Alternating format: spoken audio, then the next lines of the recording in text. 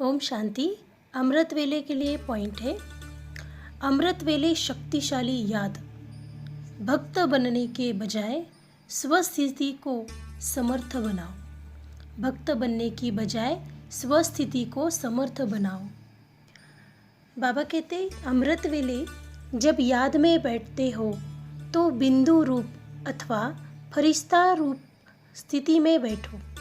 बाबा कहते अमृत वेले जब याद में बैठते हो तो बिंदु रूप अथवा फरिश्ता स्वरूप में स्थित होके बैठो। परंतु इस स्वरूप में स्थित होने में मेहनत लगती है। बाबा कहते फरिश्ता स्वरूप स्थित होने में मेहनत लगती है। कारण क्या होता है? स्वयं अपना रूप चेंज नहीं करते। बाबा कहते इसका कारण है स्वयं अपना रूप चेंज नहीं करते, सिर्फ बाप को उस स्वरूप में देखते हो। यानी कि हम बाबा को फरिश्ते स्वरूप में सामने देखते हैं, लेकिन खुद को उस स्वरूप में स्थित नहीं किया हुआ होता है। तो बाबा कहते बाप को बिंदु रूप में या फरिश्ते रूप में देखने की कोशिश करते, लेकिन जब तक खुद नहीं बने हैं तब तक मिलन नहीं मना सकते। बहुत सुंदर पॉइंट है। बाबा कहते हैं जब तक हम बिंदु स्वरूप में या फरिश्ता स्वरूप में, जब तक हम खुद उस स्थिति में स्वरूप में टिक नहीं सकते, यानी कि बैठ नहीं सकते, तब तक हम बाबा को भी उस स्वरूप से मिलन नहीं मना सकते। इसीलिए हमें क्या करना होगा कि हमें पहले बिंदु स्वरूप में या फरिश्ता स्वरूप में खुद को अनुभव करना होगा और बाबा को भी सामने वैसे ही अनुभव करना होगा। तभी हम बाबा के साथ मिलन अच्छे से मना सकते हैं। सिर्फ बाप को उस रूप में देखने की कोशिश करना, यह तो भक्ति मार्ग के समान हो जाता है।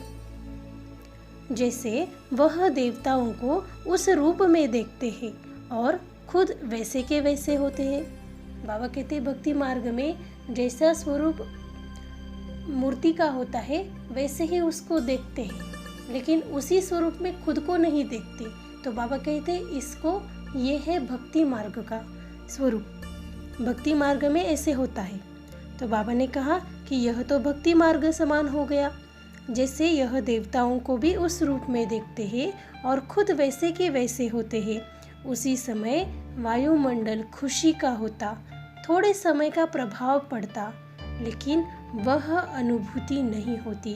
बाबा कहते भले हम सामने वाली मूर्ति को, देवताओं को उस दिव्य स्वरूप में देखते भी हैं, तो उस समय थोड़े समय के लिए वहाँ का वातावरण, वायुमंडल खुशी का होता है, थोड़ा समय उसका प्रभाव भी पड़ता है, लेकिन बाबा कहते जो अनुभूति होनी चाहिए वह नहीं होती। इसीलिए पहले स्वस्वरूप को चेंज करने का अभ्यास करो। इसलिए बाबा कहते अगर हमें अनुभव करना है तो सबसे पहले हमें अपने स्वस्वरूप को चेंज करना होगा, फिर बहुत पावरफुल स्टेज का अनुभव होगा। जब स्वस्वरूप को चेंज कर होके बैठेंगे और बाबा को भी वैसे देखेंगे तो हमें अनुभूति होगी। अच्छा, ओम शांति।